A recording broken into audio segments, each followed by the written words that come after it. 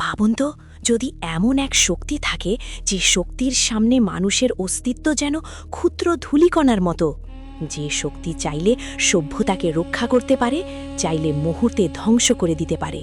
এক শক্তি যা বিশ্বাস, বিজ্ঞান, ইতিহাস সব কিছু মিলিয়ে গড়ে তোলে এক অদ্ভুত রহস্য আর অলৌকিকতার সমন্বয়। আজ আমরা সেই শক্তির কেন্দ্রবিন্দুর দিকে এগোচ্ছি, যে স্থানের নাম শ্রী জগন্নাথ ধাম, পুরী, যেখানে ভক্তি আছে, আছে বিস্ময়, আছে এমন সব ঘটনা যা মানুষের বোধগম্যতার বাইরে। এই ডকুমেন্টারিতে আপনি দেখবেন মন্দিরের পতাকা কেন সবসময় বাতাসের বিপরীতে ওড়ে, সুদর্শন চক্র কেন সবসময় আপনাকেই দেখে, কেন মন্দিরের রান্নাঘরে 7টি হাঁড়ি একসাথে চুলোর ওপর রাখা হয় এবং ওপরের হাঁড়ির খাবারই আগে সেদ্ধ হয়।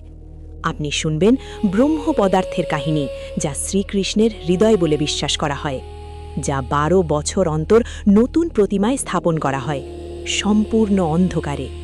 এবং জানবেন কিভাবে মোঘল আক্রমণ প্রতিহত হয়েছিল কোনো অস্ত্র ছাড়াই, কিভাবে ব্রিটিশরা রথযাত্রা বন্ধ করতে চেয়েছিল এবং সম্পূর্ণ ব্যর্থ হয়েছিল।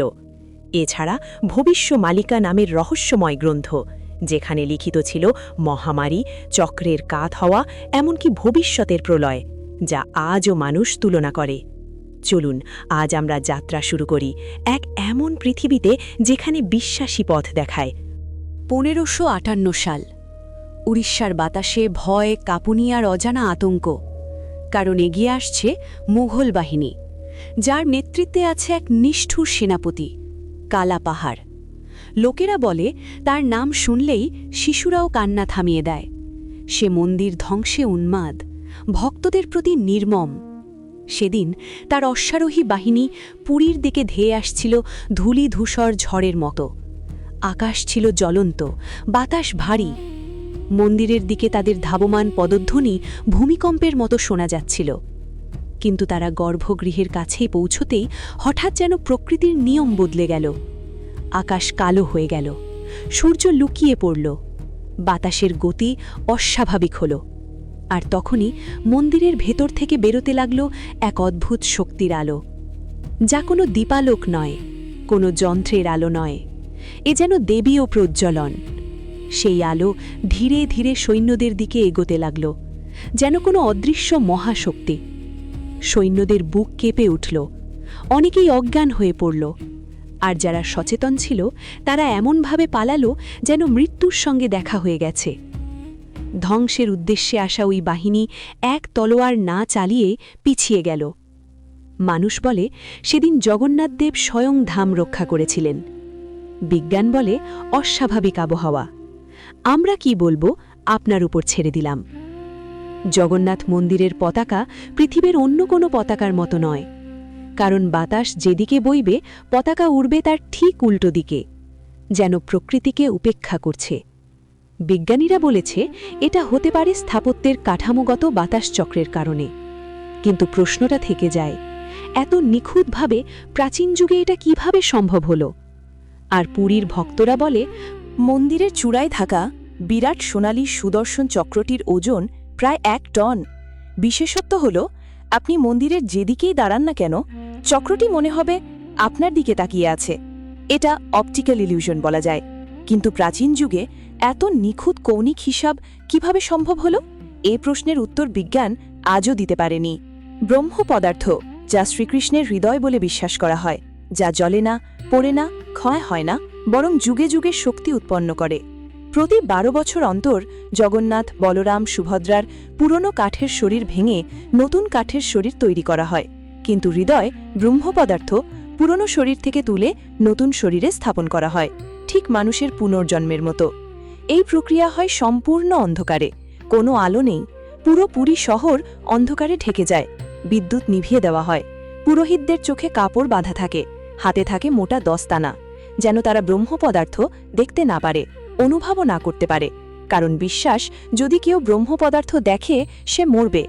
2015 সালের সেই রাত, যখন জগন্নাথের শরীর বদলের কাজ চলছিল, পুরো পুরী শহর নিস্তব্ধ। রাস্তায় কোনো আলো নেই, মন্দিরের চারপাশে কড়া নিরাপত্তা, ভিতরে শুধু বিশুদ্ধ ব্রাহ্মণ পুরোহিতদের উপস্থিতি। সেই রাতে একটি ঘটনা আজও প্রচার করা হয় না। যখন ব্রহ্ম পদার্থ পুরনো প্রতিমার বক্ষদেশ থেকে তোলা হচ্ছিল, এক পুরোহিতের হাত হঠাৎ ভুলে সেই পদার্থকে স্পর্শ করে। এক ঝটকায় তার পুরো শরীর কেঁপে ওঠে, সে মাটিতে ঢলে পড়ে। কেউ বলে সেই মুহূর্তে তার প্রাণ চলে যায়, আবার কেউ বলে সে বেঁচে ছিল কিন্তু মানসিকভাবে আর কোনোদিন স্বাভাবিক হয়ে ওঠেনি। মন্দির সে কথা প্রকাশ্যে বলে না, কারণ এ বিশ্বাস যুগে যুগে একই থেকেছে, ব্রহ্ম পদার্থ কেউ দেখতে পারে না। এবার ফিরে যাই 1000 বছরের পুরনো যুগে, মহাভারতের পরে সেই ভয়ঙ্কর দিনগুলোতে। যাদব বংশধ্বংস, দ্বারকার পতন এবং এক অস্তগামী সূর্য। একদিন শ্রীকৃষ্ণ বনভূমির নিস্তব্ধতায় বিশ্রাম নিচ্ছিলেন। ঠিক তখন এক শিকারী তাকে হরিণ ভেড়ে তীর ছুড়ে দেয়। তীর লাগে কৃষ্ণের পদতলে, আর কৃষ্ণ বুঝলেন তার ভূমিকা পৃথিবীতে শেষ। পাণ্ডবেরা তার দেহ দাহ করলেন, দেহ ভস্ম হল, পরিচয় বিলীন হল। কিন্তু এক অংশ জ্বলেনি, হারালো না, বরং আরও উজ্জ্বল হয়ে উঠল। বিশ্বাস করেন অনেকে এটি ছিল কৃষ্ণের হৃদয়, যা সৃষ্টির অগ্নি পর্যন্ত পোড়াতে পারেনি। অর্জুন শোকের মুহূর্তে হৃদয়টিকে একটি কাঠের খুঁটির ওপর রেখে সমুদ্রের জলে ভাসিয়ে দেন। দীর্ঘদিনের ভাসমান যাত্রা শেষে সেই কাঠ এসে লাগে ওড়িশার উপকূলে। এখানে বাস করত শবর নামের এক আদিবাসী সম্প্রদায়। তাদের নেতা বিশ্ববাসু দূর থেকেই আলো এবং কম্পন টের পান। নজর করে বুঝলেন এটি কোনো সাধারণ কাঠ নয়, এতে আছে অপার শক্তি। তিনি তাকে একটি লুকানো গুহায় গোপনে প্রতিদিন পূজা করতে লাগলেন। নাম দিলেন নীলমাধব। এদিকে অনেক দূরে মালব দেশের রাজা ইন্দ্রদ্যুম্ন এক রাতে অদ্ভুত স্বপ্ন দেখলেন। স্বপ্নে এক দেবীয় রূপ বললেন, নীলাচলে আমার রূপ আছে, আমাকে খুঁজে নিয়ে এসো। জেগে উঠে রাজা জানলেন এটা কোনো সাধারণ স্বপ্ন নয়, এটা নির্দেশ, দিব্য নির্দেশ। তিনি তার ব্রাহ্মণ পুরোহিত বিদ্যাপতিকে পাঠালেন এই রহস্যময় নীলমাধব খুঁজে আনার জন্য। বিদ্যাপতি দীর্ঘদিন ধরে নীলাচলের অজানা জায়গা খুঁজতে লাগলেন। অবশেষে জানতে পারলেন বিশ্ববাসুর কাছে একটি দেবমূর্তি আছে, যাকে তিনি লুকিয়ে পূজা করেন। কিন্তু বিশ্ববাসু কাউকে পথ দেখান না, কাউকে দেন না দেবদর্শন। বিদ্যাপতি তখন কৌশল নিলেন। তিনি বিশ্ববাসুর কন্যা ললিতার সঙ্গে বিবাহ করলেন। ললিতা সাহায্য করলেন স্বামীর অনুরোধে গোপন পথটির সন্ধান দিতে। একদিন বিশ্ববাসু নিজেই বিদ্যাপতির চোখ বেঁধে নিয়ে গেলেন গুহার দিকে। কিন্তু চোখ বাঁধা থাকলেও বিদ্যাপতি পথের দূরত্ব, বাঁক, গন্ধ, আওয়াজ সব মনে রাখলেন, কারণ ভক্তি যখন প্রবল, স্মৃতি তখন আরও তীক্ষ্ণ।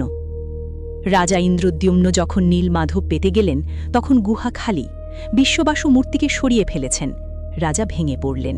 দিনের পর দিন তপস্যা করে দেবতার নির্দেশ কামনা করতে লাগলেন। অবশেষে এক রাতে দেবীয় স্বপ্ন আসে। সমুদ্রের তীরে এক বিশাল নিম গাছ ভেসে আসবে, সেখান থেকেই আমার নতুন রূপ তৈরি হবে। হঠাৎ এক ঝড়ের পরে সত্যিই ভেসে আসে বিরাট এক গাছের কাণ্ড। কিন্তু কেউই সেই কাঠের ছাই তুলতে পারে না, তা যেন ইস্পাতের মতো শক্ত। তখন এক রহস্যময় বৃদ্ধ এসে বললেন, আমি করতে পারবো। আমাকে 21 দিন একটি ঘরে রেখে দাও, দরজা খোলা যাবে না, কেউ ভেতরে ঢুকবে না। রাজা সম্মতি দিলেন। বৃদ্ধ বললেন, আমি আসলে বিশ্বকর্মা। 15 দিন টানা ভেতর থেকে ছানি হাতুড়ির শব্দ শোনা গেল। 16তম দিন হঠাৎ সব শব্দ থেমে যায়। রানী গুন্ডিচা ভয় পেয়ে দরজা খুলে ফেললেন। দরজা খুলতেই বৃদ্ধ নেই, শিল্পী নেই, ঘরে শুধু 3টি মূর্তি। কিন্তু সেগুলো অসম্পূর্ণ, হাত নেই, পা নেই, অদ্ভুত আকৃতি। রাজা আতঙ্কিত হন, কিন্তু তখনই দেবীয় শব্দ ভেসে আসে, একেই আমার রূপ হতে দাও, এই অসম্পূর্ণতা আমার লীলার অংশ। আজও মন্দিরে এই অসম্পূর্ণ রূপেই পূজিত হন জগন্নাথ, বলরাম, সুভদ্রা। শতাব্দী কেটে যায়, ভারত পৌঁছে ব্রিটিশ আমলে। 1803 সালে পুরী চলে যায় ইস্ট ইন্ডিয়া কোম্পানির দখলে। ইংরেজদের চোখে জগন্নাথ মন্দির অজানা রহস্যের ভাণ্ডার। তারা এসব বিশ্বাস মানত না, তারা ভাবত সবই কুসংস্কার। 1866 সালে ইংরেজ কালেক্টররা সিদ্ধান্ত নিল রথযাত্রা বন্ধ করে দিতে হবে। অজুহাত, ভিড় বিপজ্জনক, প্রশাসন নিয়ন্ত্রণ করতে পারে না। কিন্তু এই সিদ্ধান্ত পুরী বন্ধ করে দিল। পুরো উড়িষ্যা জ্বলে উঠল। হাজার হাজার মানুষ মিছিল করে রাস্তায় নেমে পড়ল। মঠ, সাধু, সাধারণ মানুষ সবাই এক কণ্ঠে বলল, রথযাত্রা বন্ধ হবে না। চাপে পড়ে ইংরেজরা পিছিয়ে গেল। মন্দিরের প্রধান প্রবেশপথে আছে ২২টি সিঁড়ি। প্রতিটি সিঁড়ি প্রতীক, জন্ম থেকে মুক্তির পথ। কিন্তু একটি সিঁড়ি সবার থেকে আলাদা, তৃতীয় সিঁড়ি, যাকে বলা হয় যমশিলা। পুরাণ বলে যমরাজ একদিন জগন্নাথকে বলেছিলেন, ভক্তরা তোমার দর্শনে পাপ মুক্ত হয়, এভাবে চললে আমার যমলোক শূন্য হয়ে যাবে। তখন জগন্নাথ বললেন, তুমি আমার মন্দিরের তৃতীয় সিঁড়িতে অবস্থান করো, যে পা রাখবে তার পুণ্য ক্ষয় হবে। এই কারণে আজও তৃতীয় সিঁড়িতে পা রাখা নিষিদ্ধ। জগন্নাথ মন্দিরের রান্নাঘর পৃথিবীর সবচেয়ে বড় রান্নাঘর। এখানে প্রতিদিন ৫০,০০০ থেকে ২ লাখ মানুষের জন্য প্রসাদ রান্না হয়। কিন্তু মূল রহস্য হল আগুন শুধু নিচে জ্বলে, তবু সেদ্ধ প্রথম হয় সবচেয়ে ওপরের হাঁড়িতে, তারপর দ্বিতীয় হাঁড়ি, তারপর তৃতীয়, শেষে নিচের হাঁড়ি। ১৮ শতকে মারাঠা এক অফিসার এই তত্ত্ব ভাঙার জন্য হাঁড়িগুলো এলোমেলো করে দিলেন, কিন্তু আবারও ওপরের হাঁড়ির খাবারই প্রথমে সেদ্ধ হলো। কোনো খাবার নষ্ট নয়, কোনো প্রসাদ কম নয়। বিজ্ঞান বলে স্টিম ট্রান্সফার, কিন্তু বাস্তব পরীক্ষা বলে এটা সম্ভব নয়। প্রায় ৫০০ বছর আগে আচার্য অচ্যুতানন্দ দাস লিখেছিলেন ভবিষ্যমালিকা। এই গ্রন্থে কালযুগের বহু ঘটনা লিখিত রয়েছে, যার অনেকগুলোই আজ সত্যি হয়েছে। গ্রন্থে লেখা, এক সময় নানা রোগ আসিবে, মানুষ ঘর ছাড়িবে না, ভয় ছড়াইবে। ২০২০ সালে এই ভবিষ্যৎবাণী হুবহু মিলল করোনা মহামারীর সঙ্গে। গ্রন্থে বলা হয়েছে, একদিন পতাকায় অগ্নি লাগিবে। ২০২০ সালের মার্চে জগন্নাথ মন্দিরের পতাকায় আগুন লাগে। গ্রন্থে আবার বলা হয়েছে, চক্র কাতিলে যুগের গতি বদলাইবে। ২০১৯ সালে ফণী ঝড়ে চক্রে কাঁধ ধরা পড়ে, শতাব্দী ধরে কোনো পাখি মন্দির চূড়ায় বসে না, কিন্তু সাম্প্রতিক বছরগুলোতে গিধ, শকুন, বাজ দেখা গেছে। ভবিষ্যমালিকার সবচেয়ে আলোচিত অংশ হল কলিযুগের শেষের লক্ষণ। গ্রন্থে লেখা হয়েছে, জল উঠিবে ঊর্ধ্বে, গাছ হইবে শুকাই, বাতাস বহিবে বিপরীত দিকে। আজ আমরা জলবায়ু পরিবর্তন, সমুদ্রপৃষ্ঠের উচ্চতা বৃদ্ধি এবং বাতাসের অনিয়ন্ত্রিত দিক পরিবর্তন দেখছি। লেখা আছে, নানা ব্যাধি দেশে দেশে, মানুষ গৃহে বন্দী হইবে। ২০২০ সালের লকডাউন এই ভবিষ্যৎবাণীকে সত্য করে দেয়। গ্রন্থে বলা হয়েছে, যেদিন ভক্ত বস্ত্রে অগ্নি দহিবে, সেদিন বুঝিবা সময় উপস্থিত। ২০২০ সালের মার্চ মাসে জগন্নাথ পতাকায় আগুন লাগা ভক্তরা এই বাণীর মিল হিসাবে দেখেন। গ্রন্থে লেখা হয়েছে, চক্র কাঁপিবে, চক্র ঝুড়িবে। ২০১৯ সালে ফণী ঝড়ে চক্র কাঁধ হওয়া নিয়ে আলোচনা শুরু হয়। ভবিষ্যমালিকা বলেছে, যখন পাখি বসিবে দেবগৃহে, আসিবে শেষে কালরথ। ২০২০ সালের পর থেকে বড় পাখিদের দেখা গেছে। গ্রন্থে নির্দেশ করা হয়েছে, নদী বহিবে বিপরীত পথে। গত ১০ বছরে ভারতের কয়েকটি নদীতে উল্টো স্রোত দেখা গেছে। শেষ বাণীতে লেখা হয়েছে, যেদিন ব্রহ্ম পদার্থ লুকাইবে, জগন্নাথ হইবে অন্তর্ধান, সেদিন কল্কির আগমন। এখনও এটি ঘটেনি, মানুষ অপেক্ষায় আছে বড় পরিবর্তনের। পুরাণে বলা হয়েছে, পুরী ৩ বার সমুদ্রের তলায় গেছে, এই শহর আবারও সমুদ্রগর্ভে হারিয়ে যাবে। সমুদ্র বহুবার মন্দিরের কাছাকাছি চলে এসেছে, ঝড়ে তীর রেখা বদলেছে। কেউ বলে এটি স্বাভাবিক, কেউ বলে এটি ভবিষ্যৎবাণীর সূচনা। ২০১৯ সালের ফণী ঝড়ে সুদর্শন চক্র সামান্য কাত হয়ে যায়, ভক্তরা এটিকে গভীর ইঙ্গিত মনে করেন। জগন্নাথ মন্দিরের ওপরে আগে কোনো পাখি বসত না, কিন্তু সাম্প্রতিক বছরগুলোতে পাখিদের দেখা গেছে। জগন্নাথ মন্দির এমন এক স্থান যেখানে বিজ্ঞান প্রবেশ করে, কিন্তু উত্তর দিতে পারে না। পতাকা বাতাসের উল্টো দিকে ওড়ে, চক্র সব দিক থেকে আপনাকে দেখে। ব্রহ্ম পদার্থ দেখলে মৃত্যু। ৭ হাঁড়িতে ওপরের হাঁড়ি আগে সেদ্ধ হয়, পাখি চূড়ায় বসে না। ভবিষ্যৎবাণী মিল খায়। ভক্তদের মতে এখানে কিছুই অসম্ভব নয়, সবই জগন্নাথের লীলা। পুরী এবং কেদারনাথের মধ্যে একটি আধ্যাত্মিক সংযোগ আছে বলে বিশ্বাস করা হয়। একদিকে জগন্নাথ, অন্যদিকে মহাদেব, দুজনকেই মহাপ্রলয়ের নির্দেশক শক্তি বলা হয়। জগন্নাথ পুরীতে লক্ষাধিক মানুষ প্রতিদিন আসেন। কেউ তাকে দেবতা বলেন, কেউ শক্তি, কেউ ইতিহাস, কেউ রহস্য। অনেকে বিশ্বাস করেন জগন্নাথ মূর্তি নয়, চেতনা। এই মন্দিরে দাঁড়ালে মানুষ অনুভব করে কেউ তাকে দেখছে, কেউ তার প্রার্থনা শুনছে। আজ আমরা দেখলাম ইতিহাস, রহস্য, বিশ্বাস, ভবিষ্যৎবাণী মিলে তৈরি এক বিস্ময়কর জগৎ।